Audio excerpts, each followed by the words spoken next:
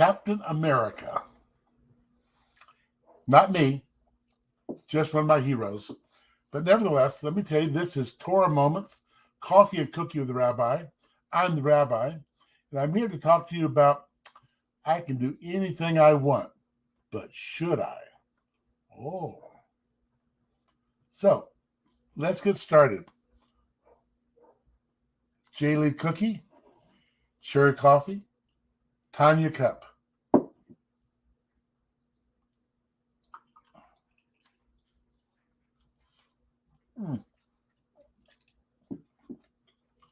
It is a great cookie.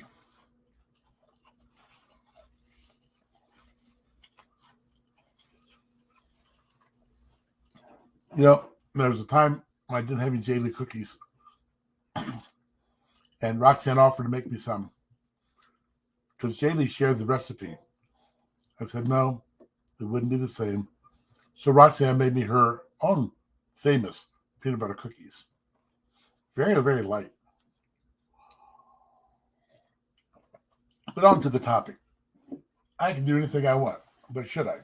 Here's what the scripture says, coming out of 1 Corinthians chapter 10, starting in verse 23 and 24.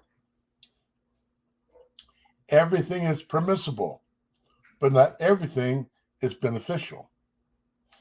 Everything is permissible, but not everything is constructive. Nobody should seek his own good, but the good of others. I remember reading this in the King James. It says, everything is permissible, but not everything is, and what was the word they used? Edifying. Not everything we do is edifying, though it might be permissible. Let me see if I can give you a couple of working examples before I get to the heart of the matter. There's some things which are permissible, but yet they don't particularly edify the body of the Lord or even work in certain contexts. There was a long time ago, there was a Lutheran church conference in Germany. And the American Lutherans went over and they watched the German Lutherans sit down to dinner and drink beer. And the American Lutherans were absolutely appalled. Then after dinner, all the American Lutherans went outside and lit up and had a smoke. Now the German Lutherans are appalled at the Americans. Both for the very same reason, because they thought you were destroying the body, which is the temple of the Lord. Interesting on what side of the argument you could fall on. Yet both are permissible, but neither particularly edified. And edification is when I do something that glorifies God. So if I step back from doing something I want to do for the sake of not harming somebody else's perceptions, insight, feelings, or whatever, then, though it might be permissible, I'm recognizing the fact that it's not always going to be edifying. But we take today to the concept that if it's permissible, I'm going to do it. I don't care what you think. How often do we actually turn around and do things or don't do things which would offend others? I go out to breakfast on occasion. And every now and then, I'll go out to breakfast with somebody. They'll order traditional bacon and eggs. Well, guess what? I'm a non-pork eater. I could sit there and say, oh, the Bible and pork. Yes, you and I know the difference. And the pork, and you're going to destroy the... No. Shut up. You're not the rabbi if you're not the teacher. Shut up. And on the spot, it's not the place to be teaching it because you're offended. I was actually in a synagogue a long time ago, and I'm sitting there, I'm visiting for the first time this place, and I heard the people talking behind me. They said, he goes, how dare him come in here with pork on his breath? I don't know, I've never heard pork breath before, but nevertheless, how offensive. Okay, not to the lady who smelled possibly bacon on somebody, but the very idea that the house of God was going to be divided over someone else's diet, or not permitting a non-believer or a believer with a different position or opinion. Yeah, we have to be willing to understand we make a stand on true theology and not on particular customs and practices. We must make a stand when a person knows the difference and chooses not to obey or follow. So I can do anything I want, but should I? Should I go to a person's home who's an alcoholic and bring a six-pack? By the way, I don't like beer. I like wine. No, I shouldn't. Just because, well, it's not his. I mean, I'm not going to give him any. I'm just going to drink it myself in front of him. Come on. Let's be spiritual. It's like saying let's be reasonable, but you might hear me better if I say spiritual. How many things do we do in our life which be an offense to somebody else? And I'm guilty of this as much as anybody else. You know, I'm a pretty hardcore conservative. And I should be a little bit more sensitive, understanding that not everybody is as hardcore as I am, or my political party or preference might not be the same as everybody else's. So I need to be a little bit more careful. I, the rabbi, need to tell you it might be permissible, but is it edifying? Is it building up? Is it constructive? I don't know. I do know. The answer is no.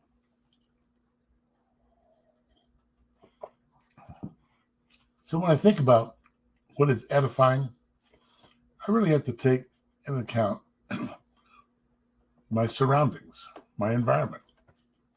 You know, I don't correct my Christian friends every time they say Jesus and I want them to say Yeshua. You know, I know we're talking about the same person. But there are those who are offended. Okay? And it's crazy. It's crazy that we should think we have a right to be offended. If God's not offended, better be careful what you're offended over.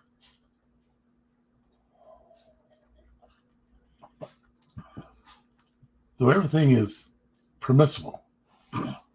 What are the things we do which may be divisive? We may be divisive in how we speak to one another. We may be divisive in how we slant the things we say. And that's how people become prejudiced. That's how people become aggravated. When we do that which is possibly permissible, but isn't. You know, I bet you if I cut to the chase, I could save us some time. Oftentimes we assume things are permissible, which really aren't. Offending your brother is not permissible. Degrading another person is not permissible. Mistreating another person is not permissible. And why does this all have to do with somebody else, another party? Because you and they are all created in the image of God. And when I offend them, I am running the risk of offending God. If I sin against them, I run the risk of sinning against God. And that's the fact. When I am the person who is creating a distinction that somehow diminishes another person, I'm accountable. It's sin. So I have to assume that just because I'm an American with a theory of freedom of speech, I can just go around and say whatever I want. No, you can't. Not because of the law, but because of the Torah, the biblical law, the spiritual law, the law that tells us not to offend one another. Now, I may have to confront a person about an issue or a sin, but it better be a biblical issue or sin with a strong biblical base. I ought to be able to give chapter and verse and line and definition of why I'm doing it. And as the rabbi, there are certain people I have the right to speak to in such a manner, but not to people outside of my community, not with that same rabbi authority. So, yes, there are things we can do, and there are things we shouldn't do. Time for a cookie bite.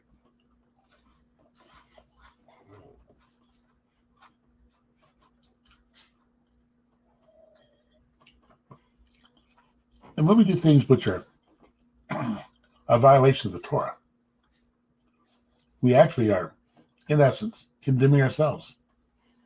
We're being anti-Christian, anti-Jew, or anti-Messianic when I intentionally break the rules. Let me tell you, there's something else that's on my mind besides this. I hear people saying, well, I won't be coming to synagogue because of the price of gas. Really? Even though you're commanded to, even though there's a measure of obedience you're required to fulfill. But the price of gas, right now in Pueblo, the price of gas is roughly $4.29 a gallon. All right? So, am I going to let $4.29 a gallon stop me from worshiping? When I couldn't let and wouldn't let the government stop me from worshiping during COVID, am I going to let the price of gas do it? It's the price of being a believer. It's the price of being obedient. And you might think in your own mind, it's permissible, it's expensive. Really? Really? So expensive that you can't keep the commandment to gather together? You think it's permissible. I do not.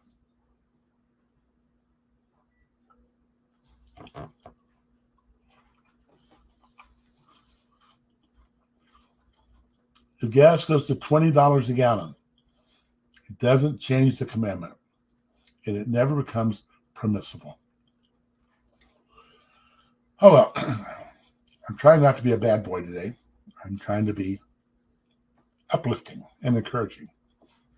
And I think the more we pay to be in synagogue, may it be personally or financially, the greater the reward of obedience.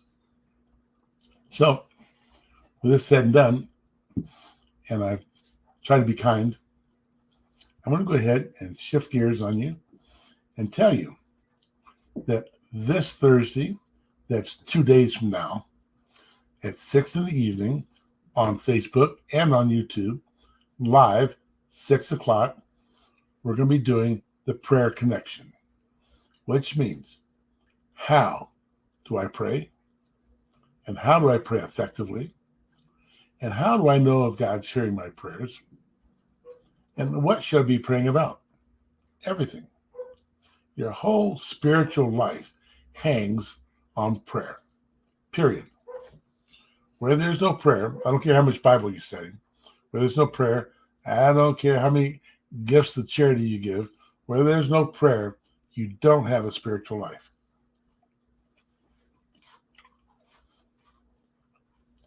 Oh, what do you have? You have a religious philosophy you might be following. But if you're not talking to the boss, and he's not talking to you, you don't have a spiritual life. Like the guy says, well, I'm married. Well, when's the last time you saw your wife? 40 years ago. Are you really married? Are you really a believer and you're not even praying? Don't know how to pray? Don't know what to pray? Tune in Thursday, 6 o'clock. So, if everything makes a difference to you, you'll tune in.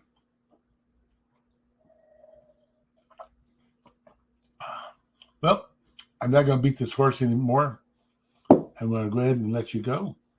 But remember, support your church, your congregation, your parish. Come alongside. Do the ministry with them. Don't just be the object of their ministry. Participate in the whole of the ministry. And don't forget to support them. Got to keep paying the bills like everybody else. Okay? Don't assume somebody else is going to pick up your slack. Okay? So may God bless you and keep you and cause his face to shine upon you. Until tomorrow.